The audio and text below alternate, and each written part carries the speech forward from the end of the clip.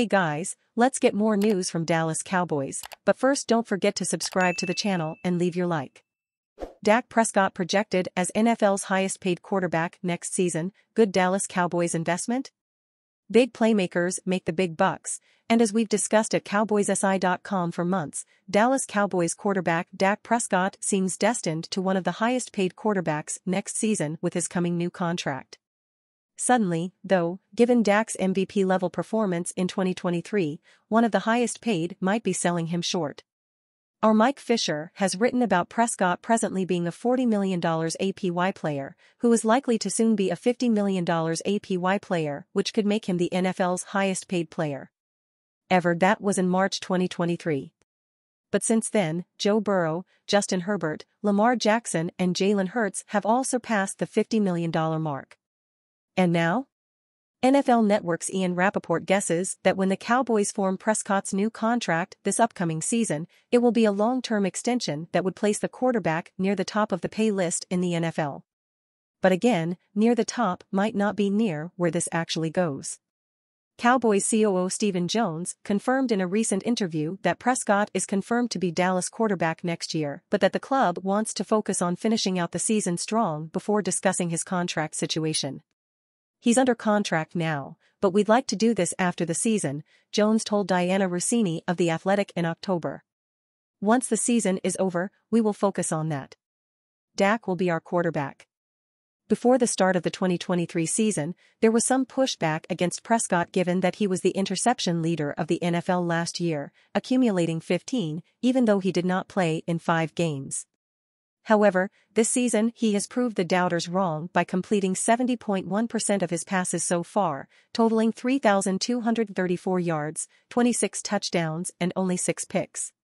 Prescott currently leads the NFL in thrown touchdowns this year and has placed the Cowboys in a prominent spot in the playoff picture with a 9-3 overall season record.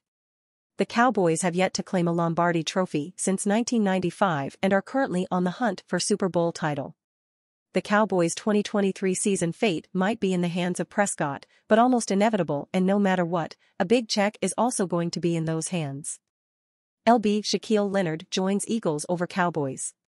Some much-needed linebacker relief is on its way, as the Philadelphia Eagles agreed to terms on a 1-year deal with veteran Shaquille Leonard on Monday. Leonard was deciding between signing with the Eagles or the Dallas Cowboys. Those two teams play each other Sunday night in a pivotal NFC East matchup. The Eagles have also inquired on tight end Zach Ertz, who played for the team 2013-21, a source told ESPN's Jeremy Fowler. Ertz, who was released by the Arizona Cardinals last week, is still evaluating his options as of Monday afternoon, the source told Fowler. Eagles starting tight end Dallas Goedert has been sidelined since fracturing his forearm in Week 9. The Eagles have received inconsistent play from the linebacker position for much of the season, due in part to injury. They were down starters Nakobe Dean and Zach Cunningham against the San Francisco 49ers on Sunday, and the middle of the defense struggled mightily in a lopsided 42-19 loss. Linebackers Nicholas Morrow and Christian Ellis were each targeted a team-high 4 times, per Next Gen Stats data, yielding 5 catches for 122 yards and a touchdown. Philadelphia is hopeful Cunningham, hamstring, will be back in action soon, and Dean, Liz Frank, is eligible to come off injured reserve for the Seattle Seahawks game December 18. Either way, a boost at the position will be welcome. Leonard had 2 back surgeries last season to address nerve issues that were impacting his lower body and limiting his explosiveness.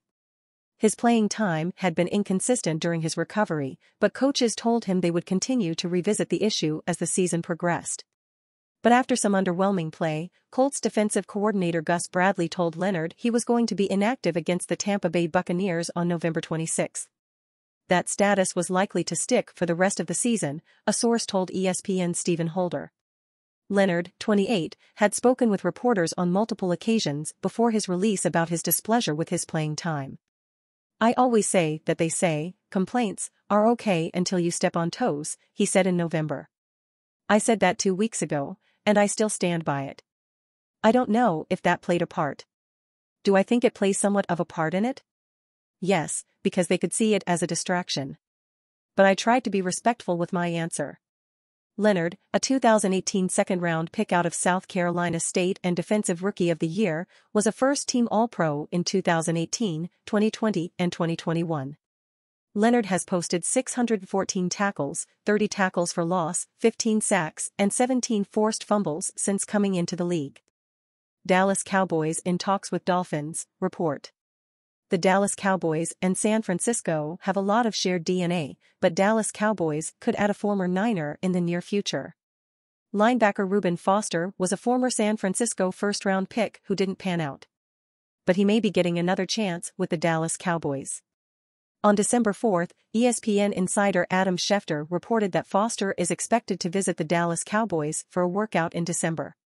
Foster hasn't played in the regular season since 2018, but played for the USFL's Pittsburgh Maulers earlier this year. Foster was selected in the first round by the 49ers in 2017 after starring at Alabama from 2013 to 2016. However, his off-the-field issues cut short his time with San Francisco and ultimately caused him to be out of the league for several years. For one reason or another, the Dallas Cowboys believe Foster deserves a look. Good linebackers are hard to find, and revitalizing Foster could be a sneaky way to improve your group. Despite playing 10 games as a rookie in 2017, Foster was named third in Defensive Rookie of the Year voting with 59 solo tackles, 7 tackles for loss and 1 pass defended. It was a strong start despite suffering a significant ankle injury. The problem was that Foster's actions off the field were problematic. During the winter and spring of 2018, the former Alabama star was arrested on 2 separate occasions and charged in connection with the latest incident with an ex-girlfriend. The charges included domestic violence, possession of a weapon and infliction of bodily harm, according to NFL.com. Foster's ex-girlfriend later recanted her allegations, causing the domestic violence charge to be dropped. However, his other charges led to the NFL suspending him for 2 games in 2018, but still allowed in the league. Foster was then arrested again on domestic violence charges the following November.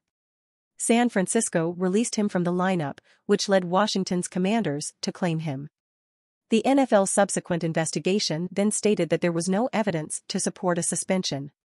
Foster was scheduled to play in the 2019 season, but his potential return was cut short by an injury.